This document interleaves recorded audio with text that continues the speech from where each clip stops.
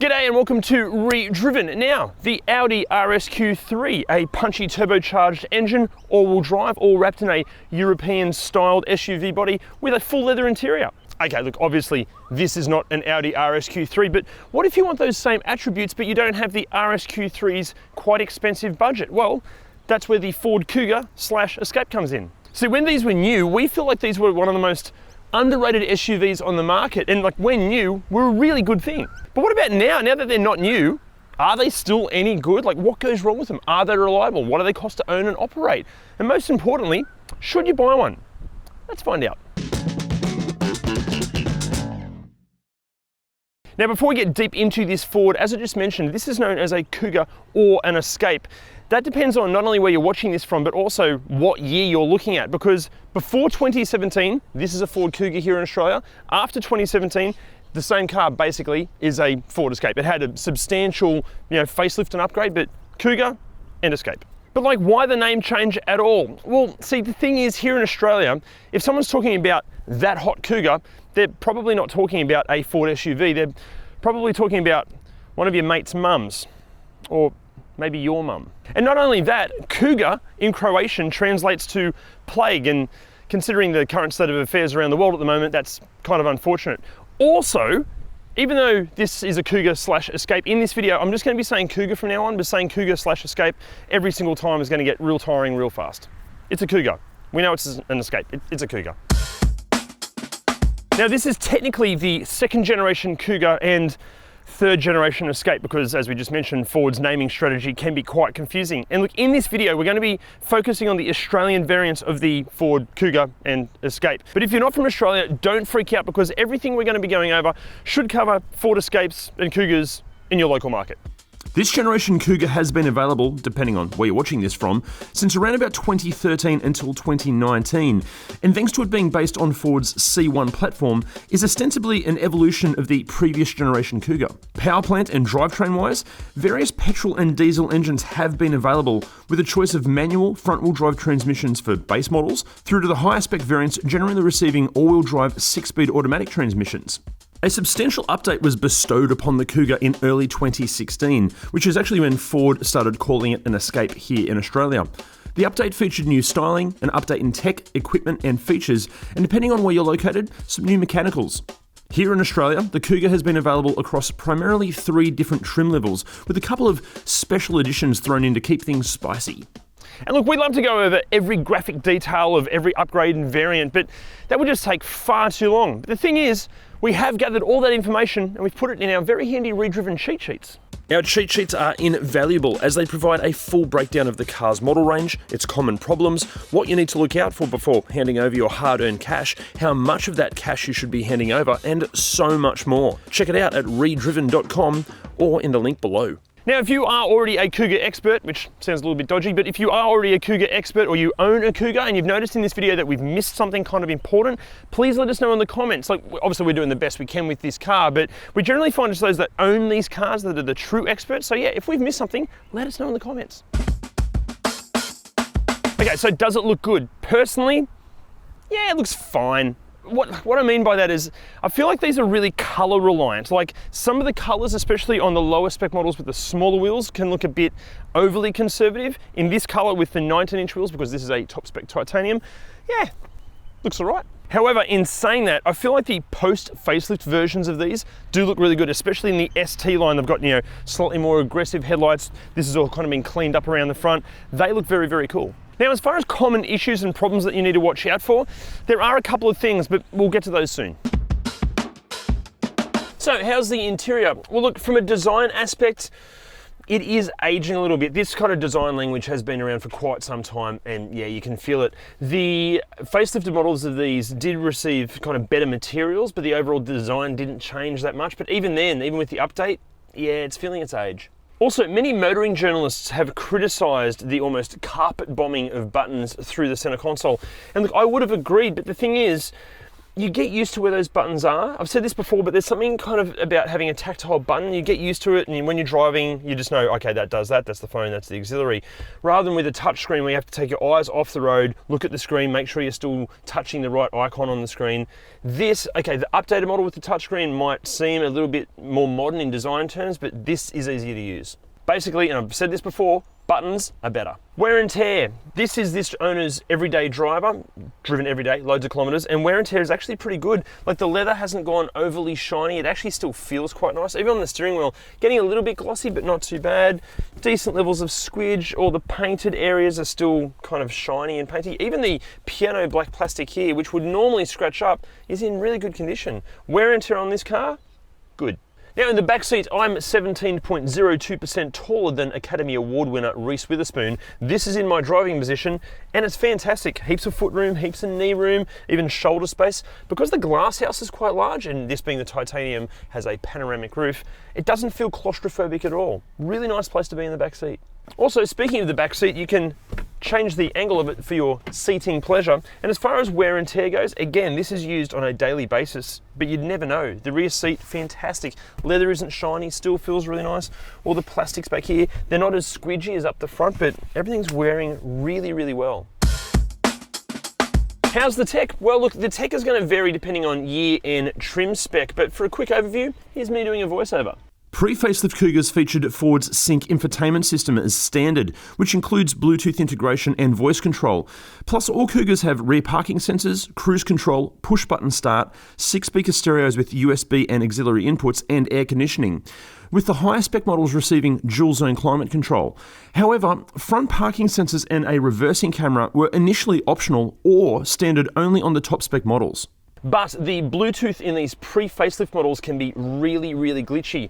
And one thing that has infuriated me over the last few days of having this is if you've got like a podcast playing or you're talking to somebody on the phone and you flick it into reverse or you even try to park at all, the parking sensors beeping and bonging basically mutes any of the Bluetooth signal. So if you're listening to a podcast like, Joe Rogan rambling on about something, you're going to miss what he's saying, which actually, that might be a good thing. But the good thing about those parking sensors, if you want to turn off all the beeping and bonging, there's a button right here. You don't have to go trawling through some menu and some bloody touchscreen. There's a button. On, off. Genius, Ford. Post-facelift, the standard equipment across all Escape and Cougar models was generous, offering DAB radio via Ford's Sync 3 system, which also included SatNav with Android Auto and Apple CarPlay. And all of that was displayed through an 8-inch touchscreen, which abandoned the previous generation's underwhelmingly small screen. Now to find out the full details of what Cougar/Escape has which level of tech, get on redriven.com and check out the cheat sheet. So, is it practical? Well, yeah, the boot is really, really large, and it's even better because it's got a powered tailgate, this being the up-spec titanium model, although this boot isn't quite as big as, say, a Mazda CX-5 boot. The link for that review video is just up there. Now, I should mention that even though these seats, they do fold down, they don't fold completely flat. You're left with this little step just here. Also, you can't fold them down from the boot. You have to do it from the passenger side rear or driver side rear doors. That's just annoying. As is the sound of that helicopter. Holy shit, that's a Black Hawk. That's sick. Wow. Now, before we get to practicality inside the car, something that no one ever talks about with these things is that they have this little rain gutter along the leading edge of the tailgate. So if it's raining, hopefully it doesn't drip water on you and all your stuff. Genius move, Ford. Practicality in the back seat. You've got good sized door bins. You've got some map pockets here. You've got air vents and a power outlet there. In the armrest, you've got 2 cup holders, actually technically 3 cup holders because pretentious coffee space in the middle there. Nothing wrong with a pretentious coffee. I love a macchiato or a piccolo as much as the next man. Good news is if you've got kids and they spill stuff, this is dishwasher safe, so you can clean that. Also, speaking of kids, these have flip up tables again with another cup holder here, but guys, remember, children can be utter bastards, so they'll probably break this. In fact, if you own one of these and you've got kids and they've broken it, let us know in the comments. And practicality up front, excellent sized door bins. You can actually get a couple of bottles of water in there. You've got a little tray up here with a textured surface so you can file your nails while you drive. 2 cup holders here. Also, you can fit a piccolo or an espresso in between the cup holders, because if you're like me and you're pretentious and you like small wanky coffees like espressos and macchiatos, it fits. You've got an excellent center console bin here with one little shelf here which you can remove, and these are dishwasher safe. Plus, there's another insert here which is also dishwasher safe. So yeah, stacks of storage in the middle there. Oh, also, put this back.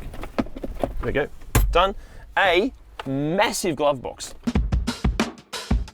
Okay, so what goes wrong with these things? Well, look, we're going to get to the mechanical stuff in a second, and you're going to want to see that. It's pretty interesting. But before that, let's start with the exterior. Now, the good news is there's not a whole lot that goes wrong with the exterior. There are some reports that the halogen headlights in the lower spec versions of these are a bit crap, but that's easily upgraded. And some of the door rubbers on some of the older models can get a bit squeaky, but again, easily fixed.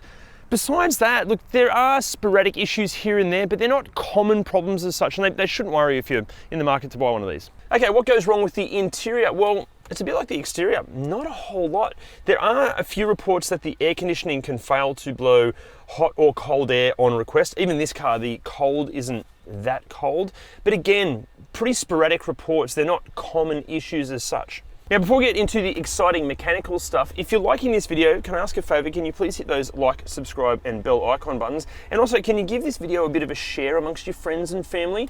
The more you guys share these, the more of these videos we can make. Oh, and also after the video, go and check us out on the socials. Okay, now, mechanically, what goes wrong with these? Well, I'm not a mechanic. I'm not qualified to tell you such things. But the thing is, Jim is. A few things to mention here. The 1.6 litre turbo petrol versions had a big recall campaign relating to an overheating problem, in which some cases led to an engine bay fire. So if you're looking at one, check for outstanding recalls. The 2 litre diesels, the well-serviced ones of those seem to be fairly reliable so far. It's worth mentioning that the 1.6 litre petrols and the 2 litre diesels both have timing belts, which you'll need changing at 150,000 Ks. So check for outstanding recalls and check timing belt history. Probably best to avoid the diesel with a DSG gearbox. Now, I only say that because should anything go wrong, that one's going to be the most expensive one to fix. The 2 litre turbo petrol version, in my opinion, is the pick of the bunch. Although it's not perfect, the pre-2015 European and North American versions had some problems with cracking of their exhaust manifold, but post-2015, generally pretty reliable. Interestingly, the EcoBoost motor, not only has it been in about 20 or 30 odd different Fords, it's been in some Volvos and some Range Rovers and Land Rovers. So affordability and availability of parts should never be a problem. Like with any used car purchase, make sure you get a pre-purchase checkover before you buy it. You'd be surprised how many people get them checked out after they buy it, and it's too late then. So don't be that guy. Get it done before you buy it. Is it safe? Well, it comes with 7 airbags and a 5-star NCAP safety rating, but that safety rating is from way back in 2013. And the Kuga from launch didn't have any active safety systems as such. But the thing is, here's me rapidly doing a voiceover explaining all of that. Certain trim levels of Kuga were also able to be fitted with an optional technology pack which included a number of safety features like active city stop, adaptive cruise control, blind spot warning, lane keeping aid, lane departure warning, auto high beam, and a driver impairment monitor. Also, all Kugas come with a system that can use your Bluetooth paired smartphone to automatically dial your country's emergency number and provide GPS coordinates for emergency services in the event of an accident. Again, for what Kuga/Escape comes with which safety tech, check out the cheat sheets. So, what's it like to drive? Well, this is the top spec titanium model, meaning it has the 2 litre turbocharged petrol engine and it's all-wheel drive. And you know what? It might just be the most enjoyable of this genre SUV to drive. So at the start of this video, I asked if this car has the same or similar attributes to the Audi RSQ3. And look, obviously the RSQ3 is in a whole different league to this thing. But this thing is still pretty quick and it handles really well. So it is kind of like a budget RSQ3. Also in terms of power, the mid-gear punch this thing has is excellent. Like if you need to overtake somebody from say 60 kilometers an hour, it hammers. It's great. Now the suspension, as far as comfort goes, even after this many years and many thousands of kilometers, is still fine. It's not in the same league as say the Hyundai Tucson. Our link to that video is just up there, but it's fine, it's comfortable enough. Now the steering feels really, really nice. It doesn't have any of that kind of lifeless, vague light steering that a lot of SUVs of this category can suffer from. It actually feels, I'm not going to say like an ST Focus, but it feels nice. It gives confidence in the steering. Now look, vision-wise, I have no problems seeing out the front of this thing or judging the overall parameters of the car in general, but if you are a little bit height challenged, like Reese Witherspoon, it might be a bit of a challenge to see over the dashboard and over the bonnet, because it is, you know, the shoulder height or the dash height is a little bit high in here. As far as sounds and noises and rattles go, after this many years and thousands of kilometers, there's none. There's no rattles, no squeaks. It sounds tight, it sounds kind of new.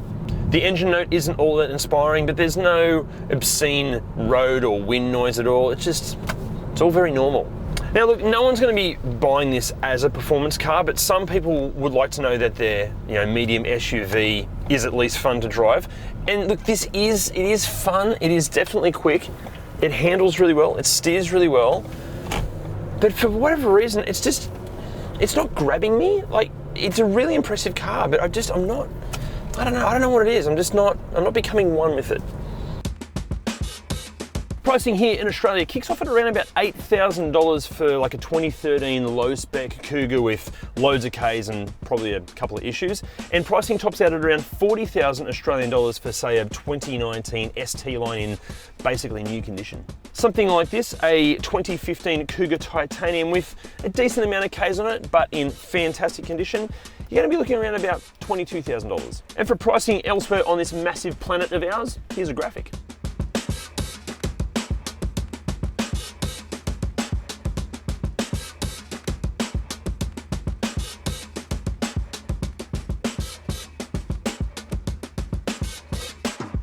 Ford claim a fuel consumption figure of anywhere between 5.5 and 8.8 litres per 100 kilometres, depending on if it's, you know, a diesel or a petrol, all-wheel drive, front-wheel drive, all that kind of stuff. This particular car is claimed to be 8.8 litres per 100 Ks, which is hilarious because on this test, we're seeing a figure of 14.8. Ford offered a 3-year, 100,000 kilometre warranty on all of these, which was actually upgraded to 5 years and unlimited Ks as of May the 1st, 2018. The cars had to be delivered from May the 1st, 2018.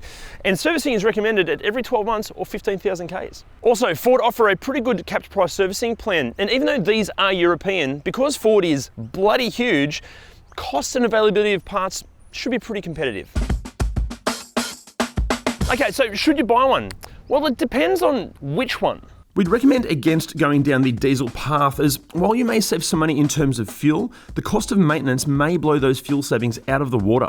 And the petrol variants should provide more trouble-free longevity, and they're just more fun to drive. But while the 1.6 litre petrol-engined variants offer really good value for money on the used market, and look, they're okay for what they cost, there are just other cars out there we'd recommend over the smaller engined Cougar and Escape models. And yes, we are looking at used CX-5, RAV4 and Tucson. But what about when it comes to these, the 2-litre turbocharged all-wheel drive variants? Yeah, you should buy one of these. As we said at the start, we feel that the higher spec Cougar and Escape models were severely underrated when new here in Australia, and that belief, it still stands. Don't get us wrong, these are not perfect, and while they are lightly knocking on the door of the performance SUV camp, they're still more of a fastish normal SUV rather than something deserving of performance car acclaim. But we do recommend the higher spec Cougars and Escapes because they just give you something a little bit different, excellent practicality, and they offer great value for money. Plus, these top spec models have all of the niceties like full leather interiors and a panoramic roof, and they're equipped with a great amount of tech and safety gear, and they're showing really decent reliability and longevity. Look, we know that these things sold like crazy in Europe, but it's weird that a car that ticks so many boxes just failed to attract many owners here in Australia. Maybe it just takes a special and unique kind of personality to be attracted to a Cougar. Guys, thank you so much for watching, and hey, what did you think of the Cougar? Let us know in those comments below. Oh, and remember, can you please hit those like, subscribe, and bell icon buttons, and also, can you share this video as much as you can, because the more you do that, the more of these videos we can make. See you next time. What goes wrong with them? What do they cost to own and operate? Are they reliable? I've gone, the one line we do every week, I've gone blank. Are they reliable? What do they cost to own and operate and maintain? And most importantly, I've it again. Sorry, here we go. Ford offered a 3-year, 100,000 kilometre warranty on all Cougars, but that was up, actually, also, Ford offer a really good capped price servicing plan, and even though come on Morris, here we go, slow down. Plan as well, and even though these are European, because Ford is bloody huge, the cost of There we go. Here we go. Also, Ford offer a pretty good capped price servicing plan. Capped price servicing. Okay, here we go. Also, Ford offer a pretty good capped price servicing plan on all of these. No, start again. Come on. Here we go. This is the one. Also, Ford offer a pretty good capped price servicing plan. And look, even though these are... I got this, Sam. I got this. Okay, so should you buy one? Well, look, it depends on... Easiest line of the day. Here we go.